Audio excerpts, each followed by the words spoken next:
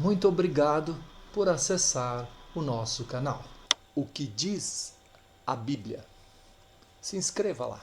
Os objetivos do nosso canal é proporcionar a você mais uma ferramenta para o estudo da Bíblia.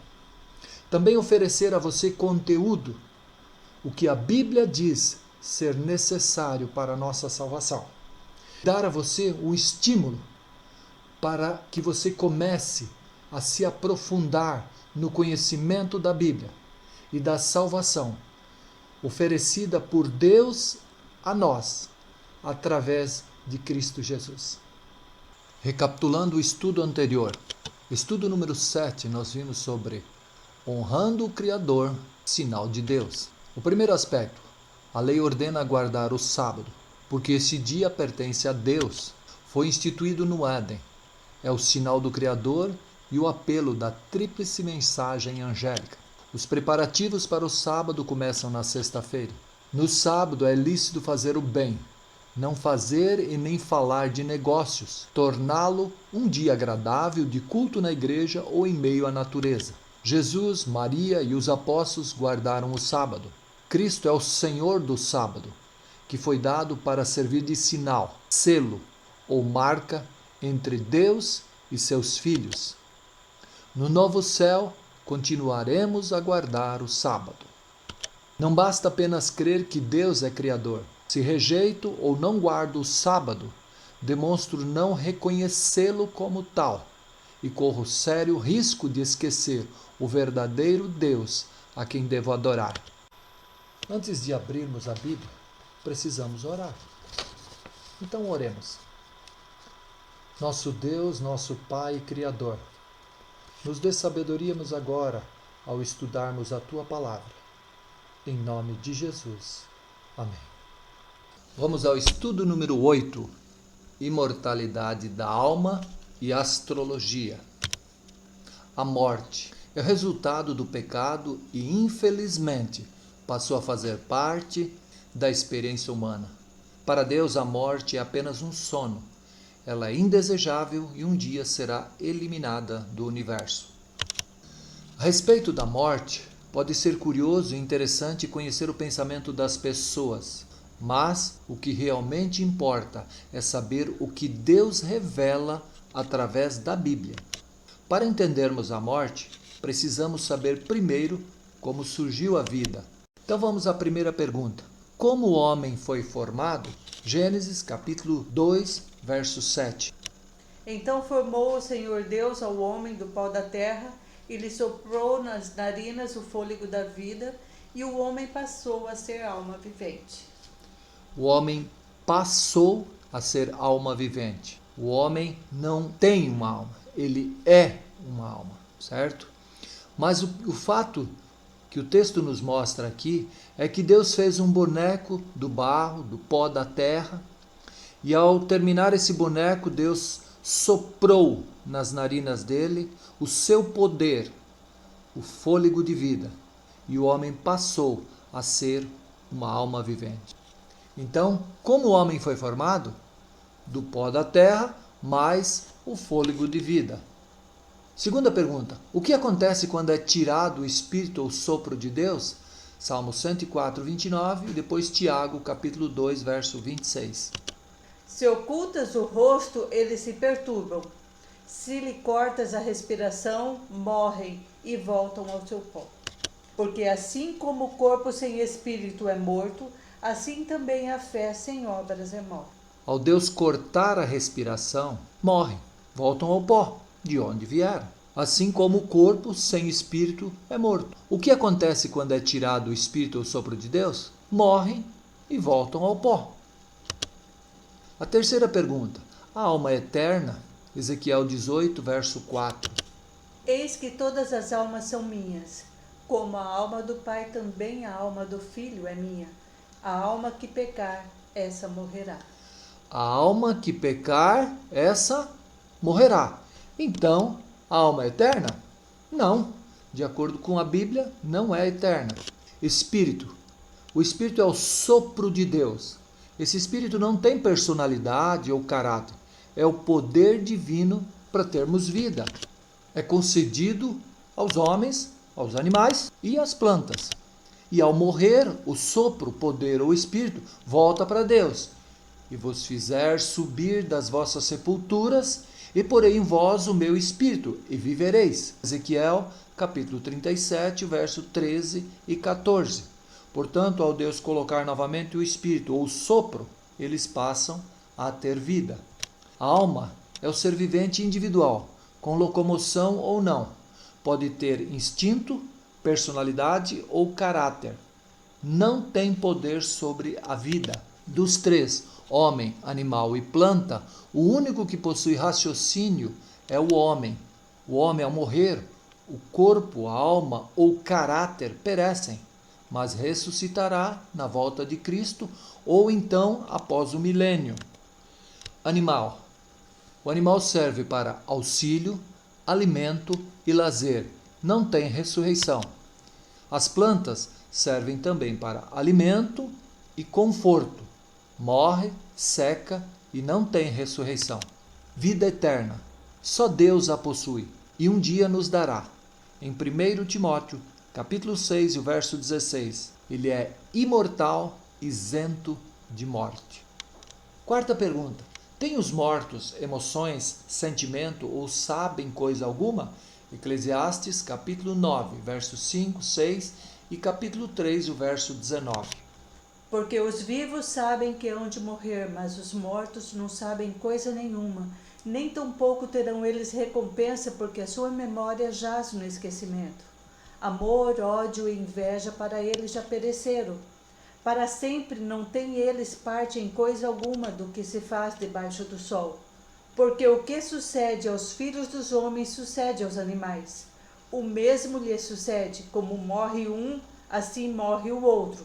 Todos têm o mesmo fôlego de vida, e nenhuma vantagem tem o homem sobre os animais, porque tudo é vaidade. Interessante o que está no capítulo 3, o verso 19 de Eclesiastes. O que sucede aos homens também sucede aos animais. Ambos têm o mesmo fôlego de vida. Nenhuma vantagem tem o homem sobre o animal. Ou seja, como morre uma vaca, que a pessoa se alimenta da carne, uma galinha, por exemplo, e as pessoas não ficam filosofando a respeito da morte desses dois animais ou de outros tantos, assim ocorre com o homem. Morreu, acabou. Tem o mesmo fôlego de vida. Portanto, os mortos não sabem coisa nenhuma. O verso 6 nos diz que amor, ódio, inveja para eles já pereceram. Ou seja, a resposta então a essa pergunta é: os mortos não sabem, não têm emoções e nem sentimento. Quinta pergunta: qual é a grande mentira de Satanás? Gênesis capítulo 3 e o verso 4. Então a serpente disse à mulher: é certo que não morrereis. Veja o que de forma astuta a serpente diz à mulher: olha, você não vai morrer, não se preocupe. Esta é a resposta à pergunta número 5. Erroneamente ele insinua: não morrerás, ficará vivo noutra dimensão ou lugar, poderá se comunicar, voltará à vida ou vai se reencarnar. Com essas insinuações, com essas mentiras, Satanás covardemente ilude milhões de pessoas. Sexta pergunta: o que a Bíblia diz a respeito da consulta aos mortos, feitiçaria, necromancia e astrologia ou horóscopo? Deuteronômio capítulo 18, verso 11 e 12, Isaías 47, verso 13 e 14. Nem encantador, nem necromante, nem mágico, nem quem consulte os mortos, pois todo aquele que faz tal coisa é abominação ao Senhor. E por estas abominações o Senhor teu Deus os lança de diante de ti. Já estás cansada com a multidão das tuas consultas. Levantem-se, pois, agora os que dissecam os céus e fitam os astros, os que em cada lua nova te predizem o que há de vir sobre ti. Eis que serão como restolho, o fogo os queimará. Não poderão livrar-se do poder das chamas, nem uma brasa restará para se aquentarem, nem fogo para que diante deles se assentem. Então veja o que o texto nos diz: que nem encantador, necromante, mágico, nem quem consulte os mortos Isso é abominação a Deus. E Deus fala, olha, já estou cansado da multidão das suas consultas. Deus está cansado disso, porque eles fitam os astros, a lua nova, para dizer o que vai vir sobre ti. Determinam através de horóscopo aquilo que vai acontecer à sua vida. E Deus falou que não é assim. É Deus quem deve ser a nossa fonte de informação e a nossa confiança para a segurança do nosso futuro. Nós não devemos buscar a nossa segurança futura naquilo que é criatura, daquilo que foi criado por Deus, daquilo que não tem racionalidade para nos dizer e nem presciência para nos responder o que realmente vai acontecer. Então, o que a Bíblia diz a respeito da consulta aos mortos, feitiçaria, necromancia e astrologia é abominação e serão consumidos com fogo. A reza aos mortos foi estabelecida no ano 310 depois de Cristo e acender vela em 320 depois de Cristo. A doutrina do purgatório em 593 depois de Cristo pelo Papa Gregório I e confirmada no Concílio de Clarence no ano de 1439. O objetivo: ao orar por quem já morreu, porque estão no purgatório, aflitas, esperando o momento de entrar para o reino do céu, tenham consolo e seu tempo no purgatório possa ser reduzido. Rezar pelos mortos é uma demonstração de amor e afeto. Os fiéis acreditam que o sofrimento daqueles que se foram pode ser diminuído. Esse é o objetivo pelo qual se reza aos mortos, contrariando aquilo que a Bíblia diz, porque os mortos estão no pó da terra, não têm sentimento e não sabem nada do que acontece sobre a terra e estão aguardando a ressurreição e a volta de Cristo. Pergunta número 7. Satanás pode se fazer passar por alguém? Segundo Coríntios, capítulo 11, o verso 14. E não é de admirar, porque o próprio Satanás se transforma em anjo de luz. Veja que impressionante. Satanás tem esse poder, porque ele é um anjo. E como tal, sendo um anjo, ele tem certos poderes dados por Deus a ele, mas que infelizmente foram pervertidos. E por causa dessa perversão, ele pode se transformar em anjo de luz para, se possível, enganar alguém. Então Satanás pode se fazer passar por alguém? Sim, até em anjo de luz. A consulta aos mortos é condenada por Deus. Satanás pode se personificar à imagem de quem quer que seja e até mesmo se transformar em anjo de luz, para enganar, se possível, os próprios escolhidos.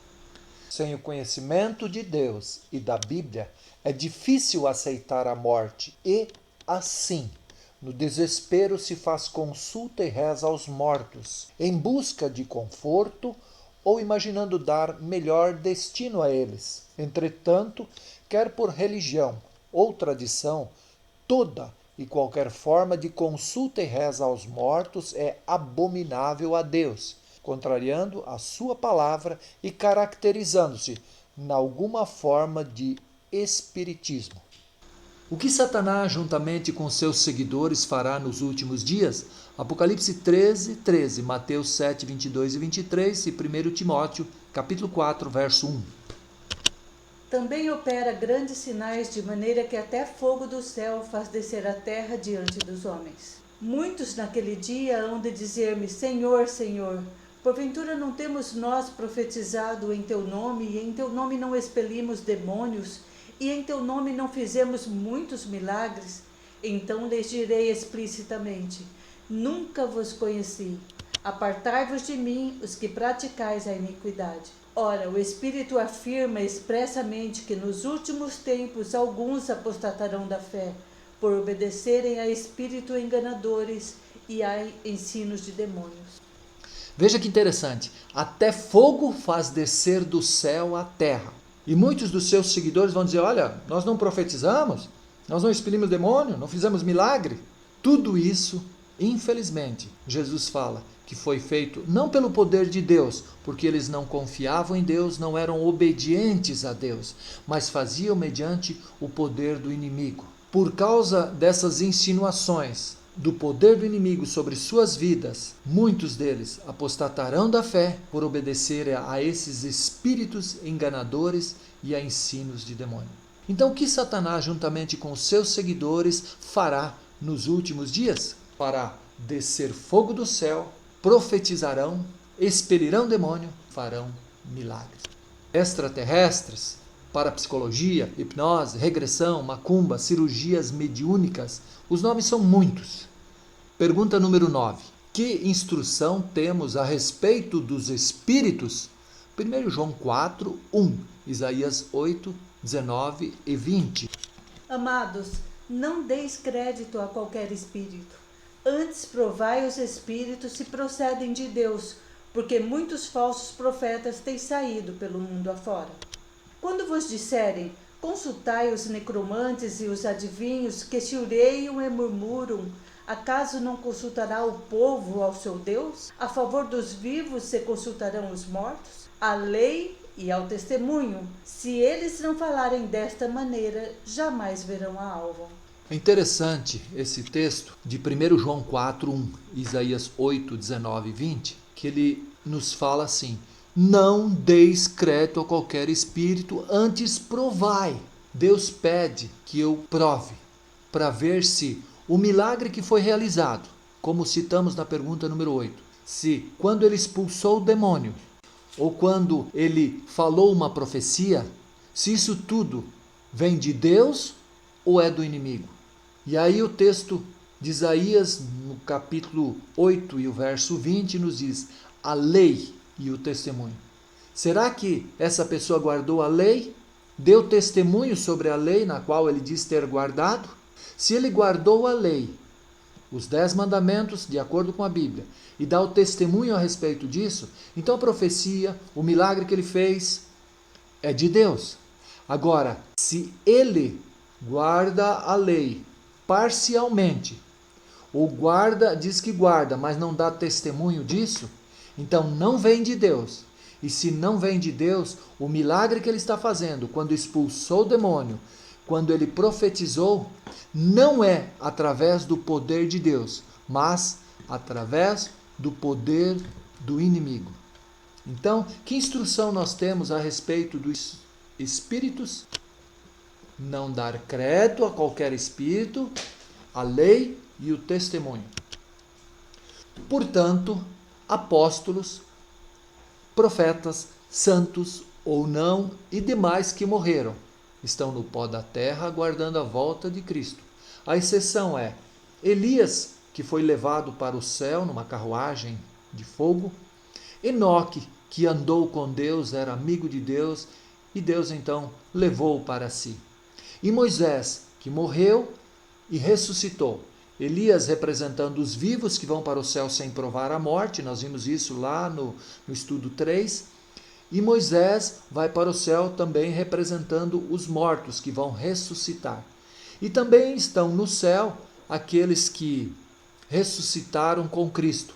Quando Cristo ressuscitou dos mortos, tamanho foi o poder da sua ressurreição que muitos ressuscitaram com ele. Pergunta número 10. O que acontecerá com os mortos? 1 Tessalonicenses 4,16 e Apocalipse 20, verso 5. Porquanto o Senhor mesmo, dada a sua palavra de ordem, ouvida a voz do arcanjo e ressoada a trombeta de Deus, descerá dos céus, e os mortos em Cristo ressuscitarão primeiro. Os restantes dos mortos não reviveram até que se completassem os 1000 anos. Esta é a primeira ressurreição. Então nós vemos, de acordo com esses dois textos, o que acontecerá com os mortos. Aqueles que morreram em Cristo vão ressuscitar primeiro, na volta de Jesus. Também está lá no estudo número 3 desta série. E o restante dos mortos não reviveram, até que se completassem os 1000 anos, certo? Então essa é a resposta à pergunta número 10. Os justos ressuscitam na volta de Cristo, e os ímpios somente ressuscitarão após o milênio. Marta, a irmã de Lázaro, como os demais, eles criam na ressurreição final para todos. E veja que interessante, Marta respondeu: Eu sei que ele vai ressuscitar no último dia, na interrogação feita a ela a respeito de Lázaro que havia morrido. Está lá em João, capítulo 11, verso 24. A palavra inferno significa receptáculo dos mortos, cova, sepultura, lugar de perecer. No grego, Hades. Pergunta número 11. Qual é o último inimigo a ser destruído? 1 Coríntios, capítulo 15, verso 26, 54 e 55. O último inimigo a ser destruído é a morte. E quando este corpo corruptível se revestir de incorruptibilidade, e o que é mortal se revestir de imortalidade, então se cumprirá a palavra que está escrita: tragada foi a morte pela vitória. Onde está, ó morte, a tua vitória? Onde está, ó morte, o teu aguilhão? Veja o que o texto nos diz. Tragada será a morte pela vitória. Onde está, morte, a tua vitória? A resposta a essa pergunta está no verso 26. O último inimigo a ser destruído é a morte. Então, responda aí. A morte que será tragada pela vitória. O Espiritismo acha a morte amiga e não inimiga. É um entendimento contrário à Bíblia. Pergunta número 12. No novo céu e na nova terra haverá morte? Apocalipse 21, verso 1 e o verso 4. Vi novo céu e nova terra, pois o primeiro céu e a primeira terra passaram, e o mar já não existe. Ele enxugará dos olhos toda lágrima, e a morte já não existirá. Já não haverá luto, nem pranto, nem dor, porque as primeiras coisas passaram. Que maravilhosa esperança esse texto nos dá. Que alegria sabermos que a morte já não existirá, porque no novo céu e na nova terra as primeiras coisas passaram. É interessante nós vermos o amor de Deus finalmente eliminar do mundo aquilo que trouxe tanta tristeza, tanta dor, a ponto de o próprio Deus, Filho, ter que entregar a sua vida para resgatar-nos e dar-nos o direito à vida eterna, dar-nos o direito de vivermos para sempre. Então, no novo céu e na nova terra haverá morte? A morte não existirá. Esta é a resposta de acordo com o texto bíblico. O apelo está em João, capítulo 11, verso 25 e 26. Disse-lhe Jesus: Eu sou a ressurreição e a vida. Quem crê em mim, ainda que morra, viverá. E todo aquele que vive e crê em mim não morrerá eternamente. Crês isto? Para meditarmos, Efésios, capítulo 6 e o verso 11. Revestivos de toda a armadura de Deus, para poderdes ficar firme contra as ciladas do diabo. Revestivos de toda a armadura de Deus. Portanto, se você crê em Jesus, a ressurreição e a vida, nós não precisamos temer. Ainda que venhamos a morrer, Ele nos ressuscitará, para vivermos com Ele para sempre. Abrindo um parênteses, o sacrifício nos cultos místicos nos apresenta que os povos pagãos, desde a antiguidade, sacrificavam aos deuses sol, lua e etc., em rituais satânicos, ofertando seus inimigos, crianças, virgens, animais, bois, galinhas e etc. Todos com requinte de crueldade, movido por um sentimento de depravação moral, ganância, ódio de algo ou alguém, e para também demonstrar poder. Crê que os mortos estão no pó da terra e que Jesus tem poder para ressuscitá-los? Amigos, para que haja uma maior compreensão e um entendimento através de cada estudo, nós recomendamos a você que faça o estudo seguindo a sequência de cada um deles, desde o primeiro até o 14º. Siga a sequência. Vai ajudar muito na compreensão, porque um estudo depende do outro. E muitas das citações que nós fazemos nos estudos posteriores, ela depende do conhecimento do estudo anterior. Então, nós desejamos que você tenha um conhecimento daquilo que a Bíblia diz ser importante para a nossa salvação. Mas para isso é importante que você siga a sequência dos estudos, ok? Criatura ou Criador?